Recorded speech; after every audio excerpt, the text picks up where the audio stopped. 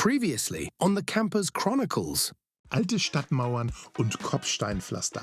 Das ist Boulogne-sur-Mer, umhüllt vom Le Brouillard de l'Épouvante, jenem Nebel des Grauens, den wir seit Tagen wie eine ungewaschene Wolldecke mitschleifen. Le Tréport hat uns überrascht. Hohe Klippen, enge Gassen, überschaubar, ehrlich.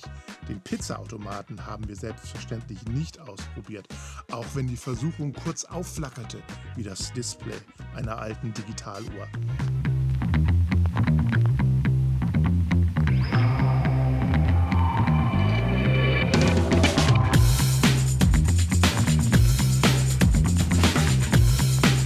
Heute aber scheint sich das Wetter zu wenden und wir ziehen weiter auf der Suche nach einem dieser legendären Stellplätze der Normandie, von denen man abends am liebsten Postkarten schreiben würde, wenn man denn welche dabei hätte. Wir hatten strahlenden Sonnenschein bei der Abfahrt und nur das Navi war noch nicht so wirklich mit uns, denn es lotste unseren Kastenwagen durch die engsten Gassen von Le Tréport. So eng, dass selbst der Spiegel hin und wieder leise den Atem anhielt.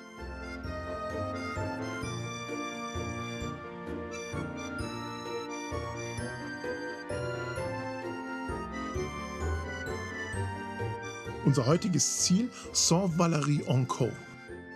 Ein Platz direkt am Meer, am Fuße der Kreideklippen. Doch der Nebel, unser alte Weggefährte, holte uns ein und reiste beharrlich mit uns. In Saint-Valery angekommen dann aber Sonnenschein, Wärme wie die Begrüßung per Handschlag. Direkt hinter dieser Brücke sollte nun rechts unser Stellplatz sein. Sollte. Eine Baustelle. Ein kleines Umleitungsschild, kaum größer als das Bistro-Tischchen eines dieser französischen Straßencafés, schickte es uns auf eine unfreiwillige Grand Tour durch Nordfrankreich.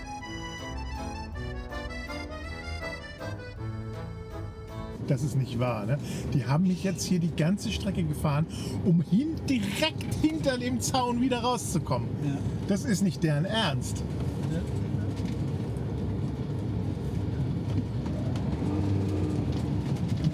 Links abbiegen auf Quai d'Aval.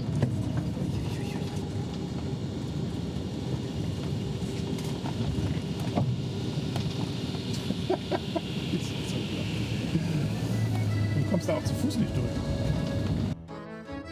Am Ende jedoch wurden wir belohnt. Ein fast leerer Stellplatz mit weitem Blick auf Meer, auf Klippen und nur das Kreischen der Möwen zu hören.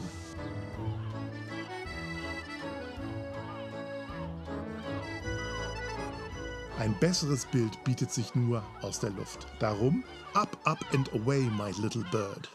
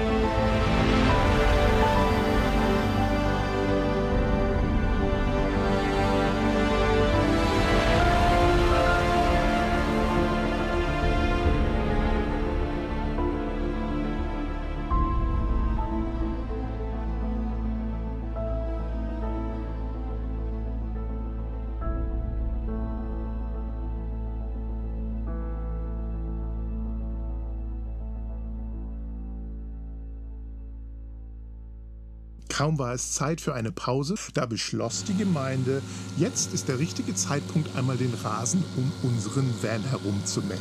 Fast wie zu Hause. Wir bummelten durch die kleine Stadt, schauten auf den Hafen, sahen die Spuren vergangener Zeiten und entdeckten einen kleinen verwunschenen Pfad hinter den Häusern. Fast wie eine vergessene Zeile aus einem alten Reisebericht.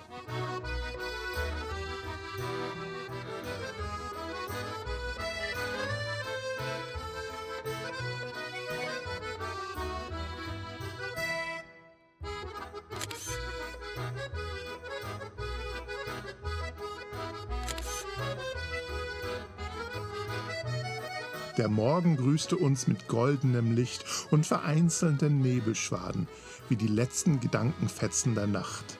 Und eine Möwe, die uns neugierig beobachtete, als wäre sie der heimliche Chronist dieser Reise. Es ging weiter nach Fécamp, eine alte Seefahrerstadt, deren Geschichte tief verwoben ist mit dem Meer, mit den Kabeljaufischern und dem berühmten Kräuterlikör Benediktin. Es gibt hier einen Parkplatz über der Stadt. Auf diesem darf man auch mit dem Van stehen, sogar übernachten. Aussicht über Stadt und Küste, zumindest in der Theorie. Heute jedoch alles eingehüllt von der schmutzigen Watte des Nebels. Also fuhren wir nach einer Pause weiter nach Étretat.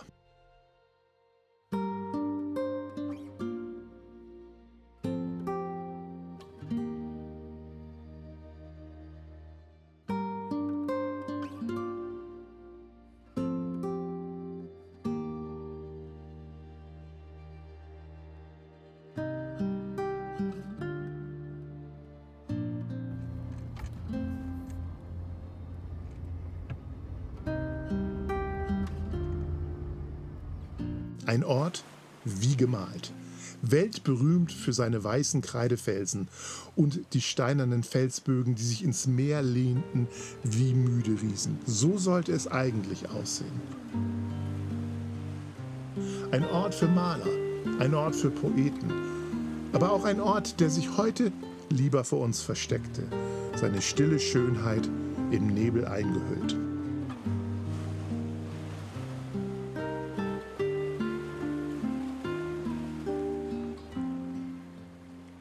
Wir spazierten durch die Gassen.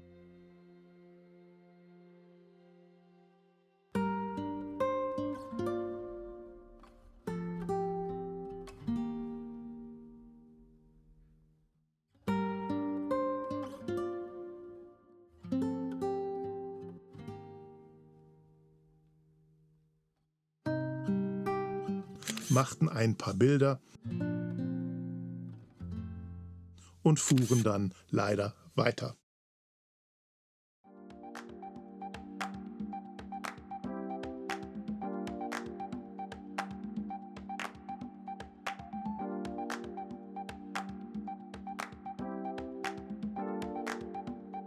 Was wir nicht wussten, die eigentliche Überraschung wartet noch. Ein Ort, von dem wir wirklich wenig erwarten und der uns umso mehr verzaubern würde. Und wo dieser Ort ist, nun, das, liebe Leute, ist die Geschichte für die nächste Folge.